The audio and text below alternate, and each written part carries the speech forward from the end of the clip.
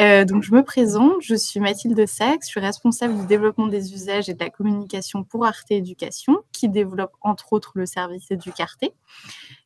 Aujourd'hui, nous avons le plaisir d'accueillir parmi nous Léa Le Garnévé, qui est chargée de projet éducation aux droits humains au sein d'Amnesty International France. Voilà, et donc ensemble, nous allons tenter de répondre à la question comment aborder la question de la justice climatique avec ses élèves, en abordant plus largement le sujet des inégalités et des discriminations qui sont liées au dérèglement climatique. Donc sans plus attendre, je cède la parole à Léa et je vous dis à tout à l'heure. Bonjour à tous, ou bonsoir, c'est vrai, avec l'horaire, on est dans un entre-deux. N'hésitez pas aussi à me dire si vous m'entendez bien dans le chat. Voilà, parfait, merci beaucoup Mathilde. Du coup, ravie, de pouvoir être présente, pour, cette heure, pour aborder la question de la justice climatique et notamment, les discriminations et plus largement les inégalités qui en résultent. L'objectif, de cette rencontre, c'était d'une part de pouvoir vous rencontrer et d'échanger avec vous. Vous présenter aussi, l'éducation aux droits humains, méthode, par laquelle, nous allons aborder, la justice climatique, et faire découvrir les ressources pédagogiques que Amnesty International France a développées sur le sujet climat et droits humains. Et enfin, vous faire découvrir la fiche thématique, qui a été faite, conjointement par Arte Éducation et Amnesty International France. Pour commencer, juste pour avoir un tour d'horizon, hem, qui vous êtes, n'hésitez pas à vous servir, du chat pour, savoir dans quelle discipline vous enseignez et avec, quelle classe? Donc je vois FLE, OK, très bien. Prenez le temps d'écrire, hein, vous inquiétez pas. L'anglais au lycée, donc on a FLE, anglais, professeur documentaliste, géopolitique, donc je vois que le spectre, des représentations est assez large. Bon alors, déjà, je pense que n'importe, laquelle de ces matières, que vous enseignez, la thématique, peut être abordée.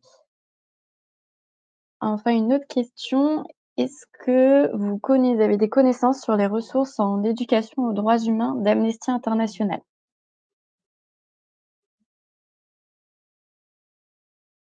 Il y a pas de bonne ou de mauvaise réponse, hein.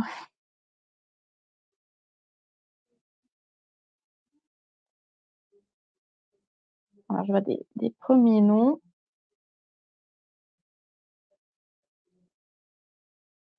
et enfin dans une manière un peu plus générale, comment vous qualifiez-vous le fait d'aborder, en fait, ces questions sur la thématique droits humains avec, alors vos élèves et aussi vos groupes?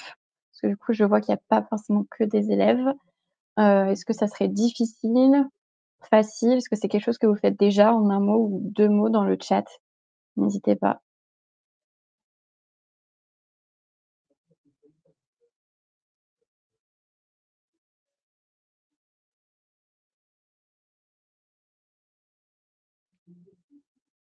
Ouais, quelqu'un a mis: «Je pense que cela peut être très porteur avec les élèves». OK, et indispensable. Donc du coup, c'est parfait. Je pense qu'on est tous au bon endroit pour, découvrir, l'éducation aux droits humains et la thématique climat et droits humains. Alors, déjà pour commencer, on va présenter en fait, dans une large mesure, qu'est-ce que sont les ressources pédagogiques d'Amnesty, International, et tout d'abord, qu'est-ce que tout simplement l'éducation aux droits humains? L'éducation aux droits humains, c'est un mouvement qui vient en fait du Conseil de l'Europe, qui, se base sur, 3 piliers. Donc c'est sur les droits humains, puisqu'on va aborder, l'ensemble des droits humains, parce que aussi ça émane, de textes juridiques qui, ont posé les bases des droits humains, notamment, la Déclaration universelle des droits de l'homme de 1948, et donc l'ensemble des cadres et des mécanismes juridiques qui vont en résulter et qui vont aussi naître de cette, déclaration. et qui vont venir après cette déclaration. Donc, pour exemple, ça peut être aussi, la convention, de protection des droits de l'enfant, et donc du coup, on va aborder, la thématique, des droits de l'enfant et ça va être pareil sur différentes thématiques qui viennent des droits humains. Tout simplement puisqu'on va utiliser des méthodes, qui favorisent en fait les droits humains, notamment la liberté d'expression, la participation.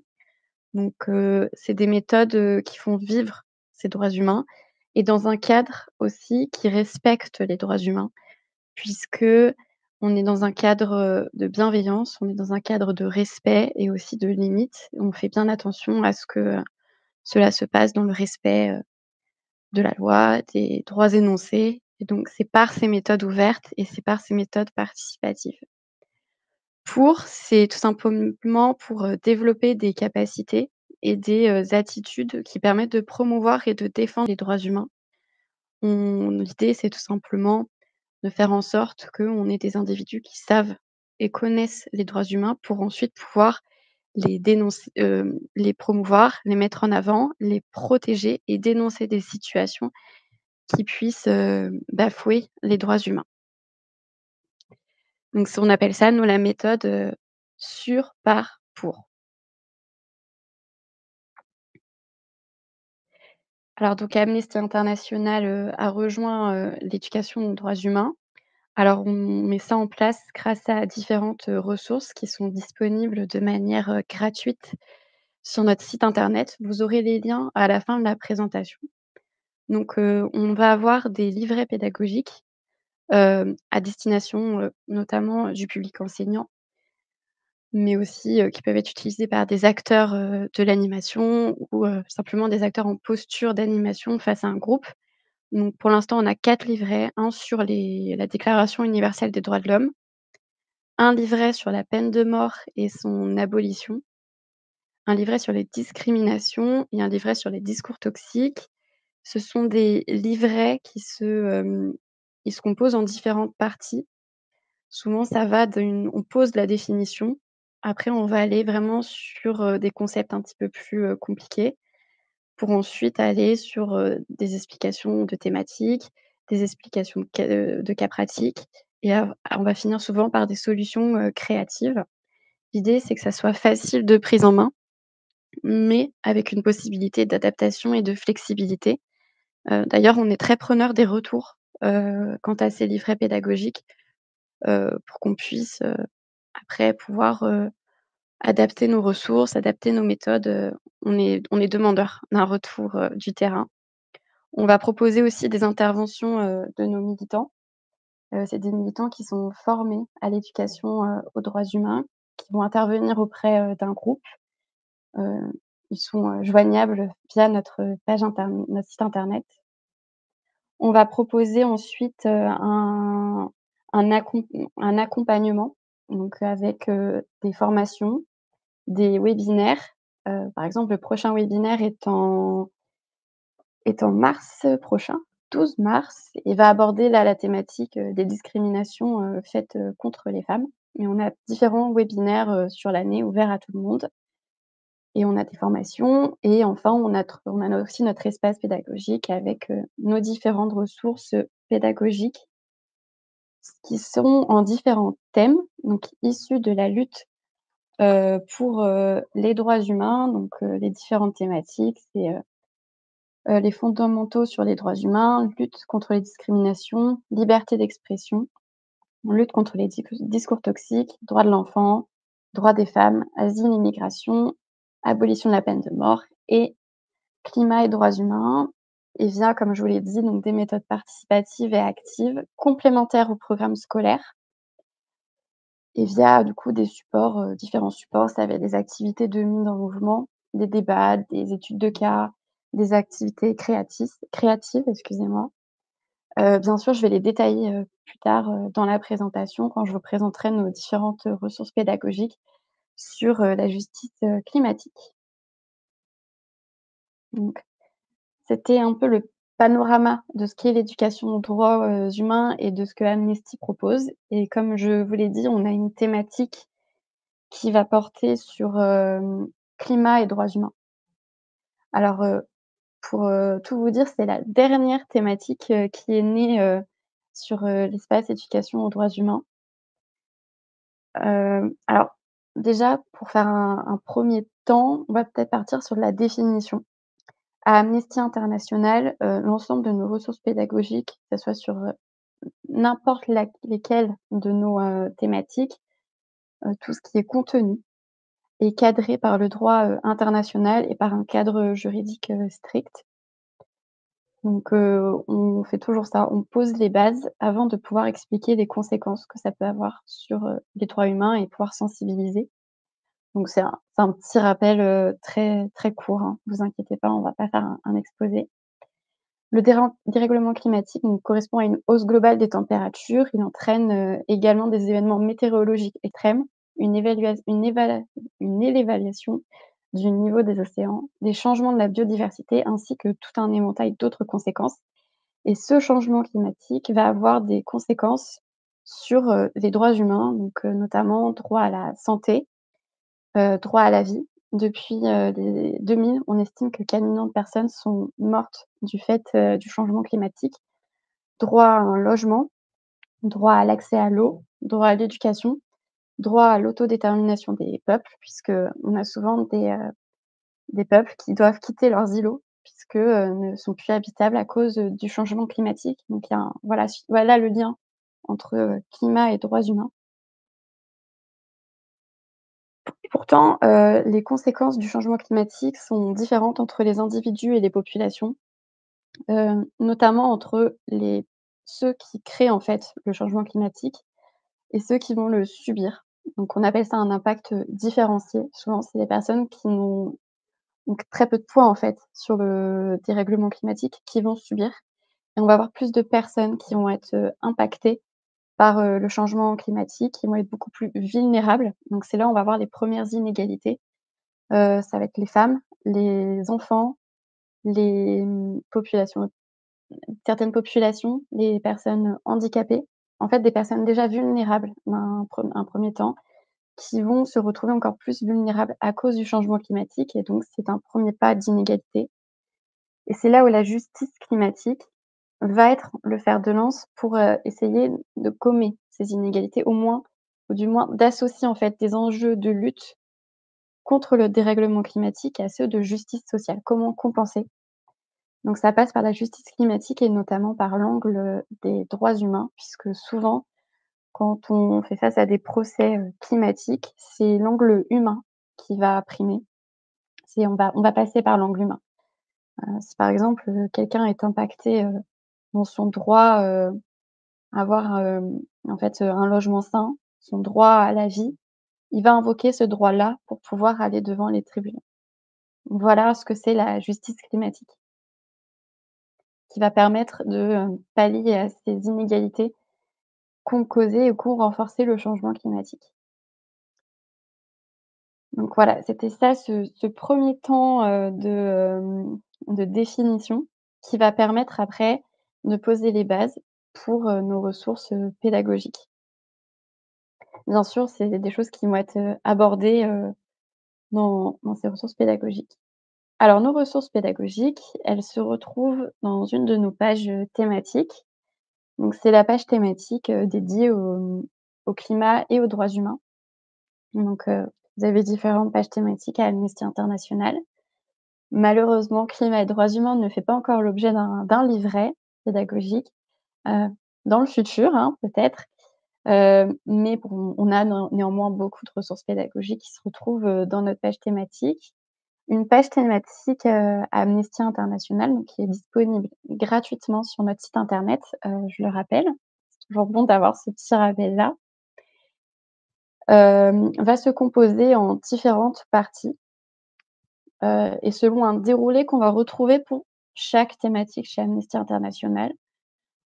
Hem, D'abord, on va se familiariser. On va se familiariser avec la thématique et là, ici, ça va être entre les liens entre le climat et les droits humains et en fait, on va introduire dans des premières ressources pédagogiques les enjeux pour comprendre, en fait, ce lien entre dérèglement climatique et droits humains. On pose les bases. Ensuite, on va approfondir les notions sur, les conséquences, des changements climatiques sur les droits humains et c'est là, on va prendre des situations diverses, des études de cas et on va avoir différents supports. D'abord, on se familiarise, ensuite on approfondit les notions. C'est pour ça aussi que l'éducation aux droits humains, c'est un processus long qui nécessite, différentes séances. On va d'abord, faire une première séance d'accompagnement pour familiariser et ensuite on va faire une séance où on va approfondir les notions. Ensuite, on va avoir une dernière, partie dans cette page thématique qu'on va appeler nous «À voir et à lire». Mais là, on va plutôt rentrer par une porte culturelle pour comprendre, les liens entre climat et droits humains. Donc souvent, ça va être une étude d'un support vidéo, ça va être une lecture qu'on va proposer en plus. L'idée, en fait, c'est, de pouvoir renforcer ses acquis et de pouvoir mettre à contribution tout ce qu'on a appris avant dans, quelque chose de plus culturel, un support un petit peu plus, diversifié. Donc vous voyez que l'éducation aux droits humains, ça permet en fait, d'appréhender une notion qui peut paraître, assez lourde, qui peut faire assez peur, de manière très globale et de manière diversifiée avec, différents supports et différentes, ressources, pédagogiques. Donc, je vous propose là du coup d'aller découvrir ces ressources pédagogiques et voir les différents supports qu'on peut utiliser. Alors je vais vous faire un petit peu jouer. Vous avez, 2 photos, qui vont représenter un lieu géographique. Alors le lieu géographique, c'est la mer d'Aral. Donc, je vous laisse me dire via le chat si, les différences que vous voyez entre ces 2 photos. Question aux droits humains, c'est une méthode participative.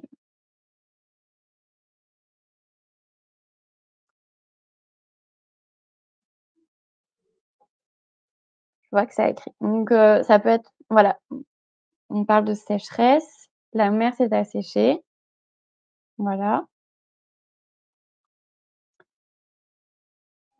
Réduction de la masse d'eau, oui.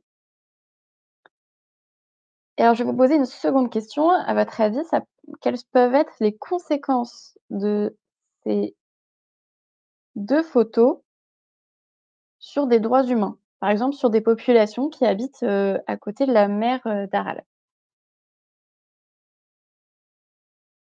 Déplacement de population, d'accord.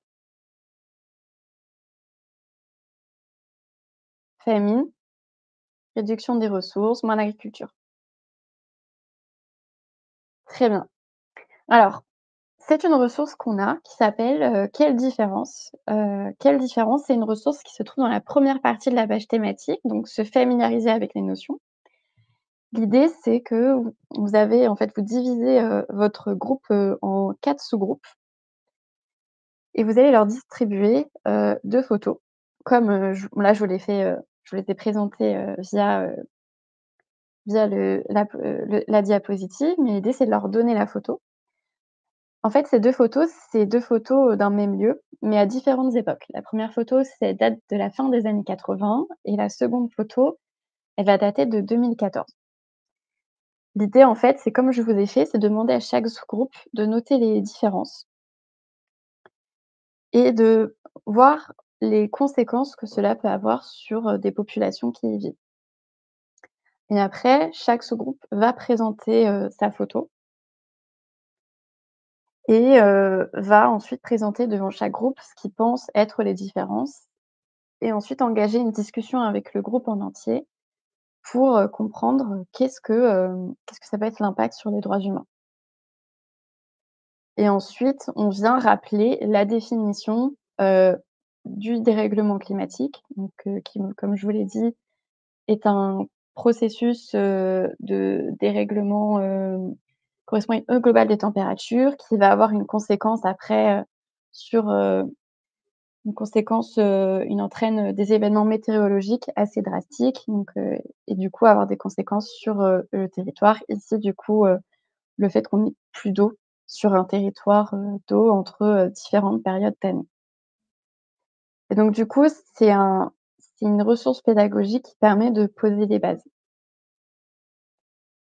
Avec chaque ressource pédagogique, vous avez des documents annexes et dans ces documents annexes, vous avez les définitions. Puisque c'est aussi ça l'éducation aux droits humains, on n'est pas spécialiste, forcément d'un sujet et donc du coup, à chaque fois, on a un document annexe qui donne les définitions, qui vous aide à prendre en main, la ressource pédagogique. Mais du coup, vous avez un exemple, de ressources pour un peu poser les bases. Donc là, c'est des études comparatives, de photos. Alors j'ai un autre exemple, de ressources pédagogiques qui peuvent être utilisées.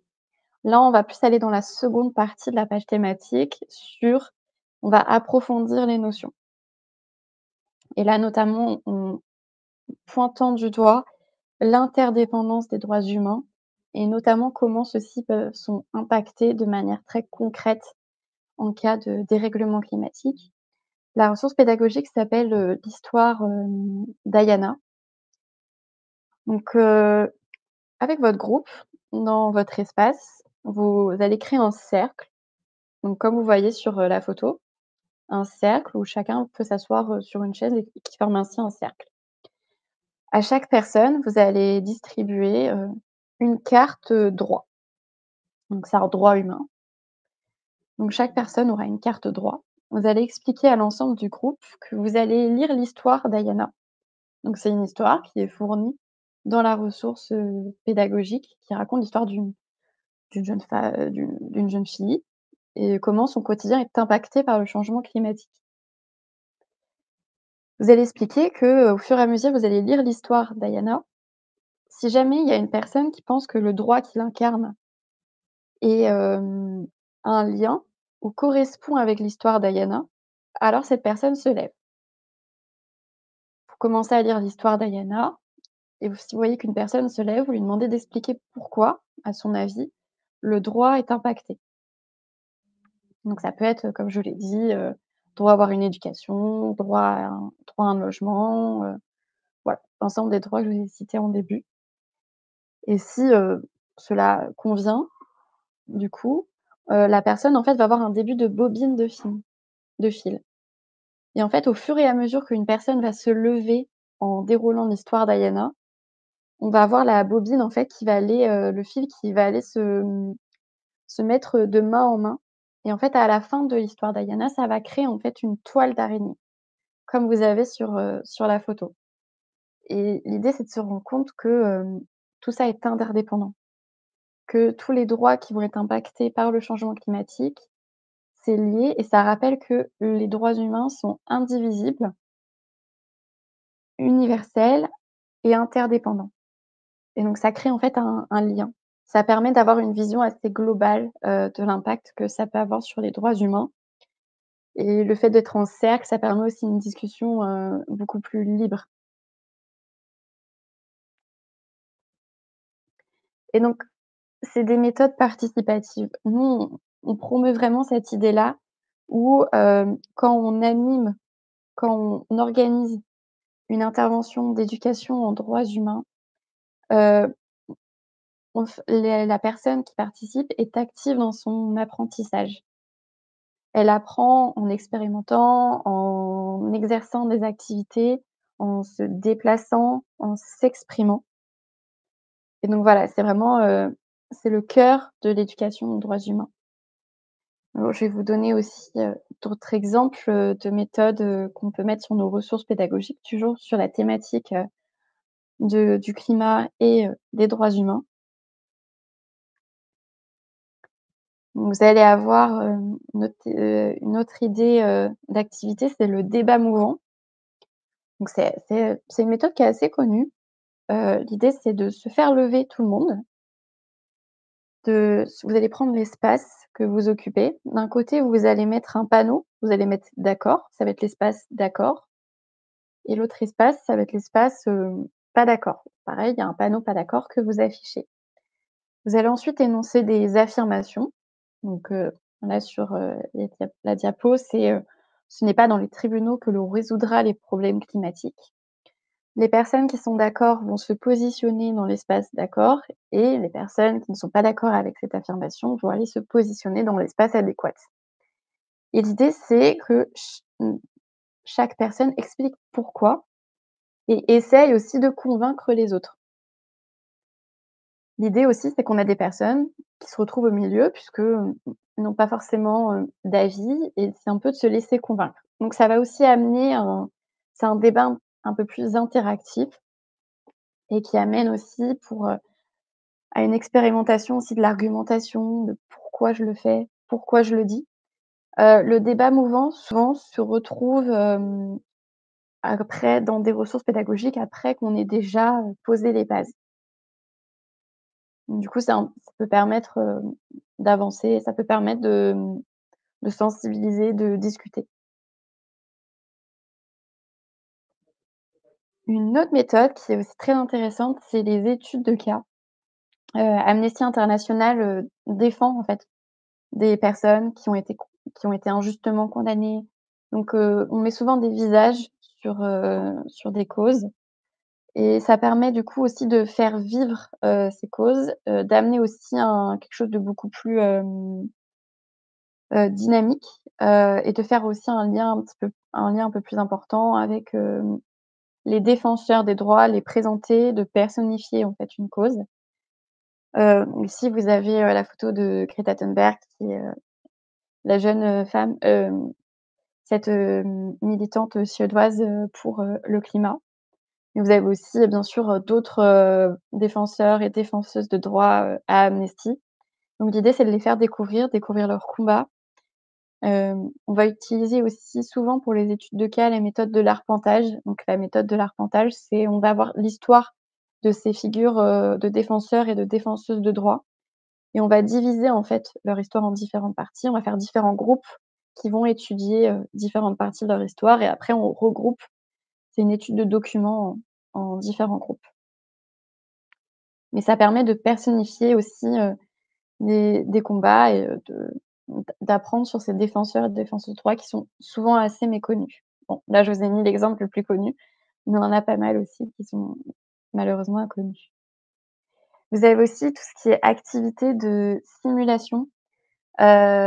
Où déjà on va en fait on appelle ça tout ce qui est expérientiel. Donc là, par exemple, ça va être une activité de simulation de participer à la prochaine COP. Donc vous formez des sous-groupes. Chaque sous-groupe, doit se mettre dans la peau d'un représentant de pays. Donc, pour ce faire, ils ont, une fiche pays qui explique, les enjeux importants, les modalités pratiques et vous leur expliquez à chaque sous-groupe, bah: «Bienvenue à la nouvelle COP, qui se déroule, dans telle ville». Vous pouvez prendre la ville dans laquelle vous êtes situé et l'idée, c'est de créer un plan de transition énergétique, mais en, respectant les droits humains. Bien sûr, vous êtes accompagné avec, la fiche méthode, voilà. Mais l'idée, c'est de faire cette simulation-là et donc du coup, de comprendre aussi les enjeux de rendez-vous internationaux qui souvent, sont assez présents, l'idée de dans les médias et de comprendre les enjeux liés à la coopération internationale. Et ça fait aussi découvrir des territoires, des pays auxquels on ne pense pas et qui vont être impactés aussi peut-être plus durement par, le dérèglement climatique. Enfin, ça c'est à la fin, vous avez des activités créatives parce qu'il faut quand même être positif. C'est des activités qui, vont, permettre de faire vivre aussi sur le temps long la thématique. Donc, pour, climat et droits humains, on va avoir, les droits humains pour la justice climatique, préparez votre pitch. Donc là, l'idée c'est, de demander, aux personnes participantes, de préparer un pitch, bah, pourquoi en fait il faut, promouvoir, la défense, du climat. Alors, là, j'ai pris l'exemple de pitch, mais ça peut être un slam, ça peut être créer une pièce de théâtre, ça peut être créer une affiche qui après peut rester sur le temps long aussi, dans les établissements, et permettre de sensibiliser d'autres personnes qui n'étaient pas forcément là, à l'activité et ça permet aussi de redonner une petite note d'espoir parce qu'on peut être actif et on peut participer. Alors c'était différentes activités, différentes méthodes, heu toutes nos activités, donc comme je vous l'ai dit, sont à retrouver gratuitement sur notre site internet. Je vous ai mis un petit peu le format d'une activité telle qu'elle est. Donc souvent, vous avez bien sûr, vous avez la durée, vous avez le public avec l'âge, le nombre, vous avez le matériel, parce que vous avez des annexes, que par exemple dans l'histoire d'Ayana, je vous ai parlé de l'histoire d'Ayana, je vous ai parlé, d'avoir des cartes, droit. Elles sont toutes fournies et vous avez aussi, comment préparer votre activité et à côté, vous avez le déroulement. Voilà, donc chaque activité est présentée comme ceci. Voilà, alors moi j'ai fini pour ma part. Mathilde, je te laisse présenter du coup la fiche thématique. Oui, donc la dernière activité, proposition d'activité qu'on voulait mettre en valeur, avant de répondre à vos questions, c'était donc la fiche qu'on a créée conjointement, entre Amnesty, et Educarté, que vous avez peut-être déjà vue sur notre site et encore une fois, vous avez le lien ici, qu'on vous enverra à l'issue du webinaire. Donc c'est une fiche de plusieurs pages qui s'intitule «Agir pour la justice climatique». L'objectif, c'est, justement de permettre à vos élèves de travailler autour des vidéos. Donc vous verrez, on vous a sélectionné, quelques extraits, certaines vidéos intégrales, mais pas tant parce que le but, c'est vraiment d'aller droit au but. Elles sont donc, adossées à des idées d'activités, comme par exemple, identifier, sur une vidéo du dessous des cartes, divers, dérèglements climatiques qui ont un impact sur ensuite les populations locales. Ça permet donc, grâce à une feuille qui est déjà vraiment pré-remplie avec les cases, vous avez juste à l'imprimer ou à la distribuer à vos élèves numériquement pour qu'ensuite ils s'approprient la vidéo et qu'ils identifient, qu'ils cherchent par eux-mêmes tous les impacts du dérèglement climatique sur les populations souvent déjà vulnérables, comme le disait Léa. Voilà, donc je vous laisse la découvrir et encore une fois, on vous renverra le lien. Et l'autre chose que je souhaitais mettre en avant, ce sont donc les thématiques qui sont créées en interne par notre responsable éditorial avec divers sujets qui sont abordés. Donc bien sûr, la thématique qui s'intitule Changement climatique, souffler le chaud et le froid, avec une très large sélection de vidéos, quelques fiches pédagogiques également et des extraits. Donc encore une fois, c'est vraiment pratique si vous cherchez de l'inspiration. Idem pour vos élèves, parce que je vous rappelle que donc, quand vous êtes abonné à Educarté, vous avez accès, vous, bien sûr, à tout notre catalogue, mais les élèves ont aussi accès, donc ils peuvent naviguer en toute sécurité pour chercher du contenu fiable sur Educarté, la plupart du temps depuis le médiacentre, mais n'hésitez pas si vous avez des questions là-dessus. La seule chose, c'est que les élèves n'ont pas accès aux fiches pédagogiques. Donc, par exemple, la fiche dont je vous parlais juste avant, celle-ci, il n'y a que vous qui pouvez la voir en tant que prof. Donc, encore une fois, c'est un plus parce que ça vous permet de proposer ces activités clés en main sans que les élèves ne sachent à l'avance de quoi il va s'agir. Deux autres propositions de thématiques que j'ai mises ici, les objectifs de développement durable, donc les ODD qui sont quand même souvent au programme dans différentes matières. Peu importe ce que vous enseignez, je pense que vous trouverez chaussure à votre pied là-dedans. Et enfin, les catastrophes naturelles, des signaux d'alerte. Donc là, il y a plusieurs conséquences du dérèglement climatique qui sont abordées et que je vous invite à aller découvrir en vidéo. Voilà, et on a remis ici les liens, tous les liens utiles. Donc, Léa a mis les liens d'Amnesty. Vous pouvez consulter les prochains rendez-vous de webinaire sur educarté.fr et surtout, on est à votre entière disposition si vous avez des questions, des remarques, si vous avez déjà utilisé certaines des ressources. J'ai pas l'impression que ce soit encore le cas, mais si vous avez voilà, des activités que vous avez déjà mises en place dont vous souhaitez nous faire part, c'est le moment aussi. Donc, n'hésitez pas à écrire dans le chat. Et merci beaucoup.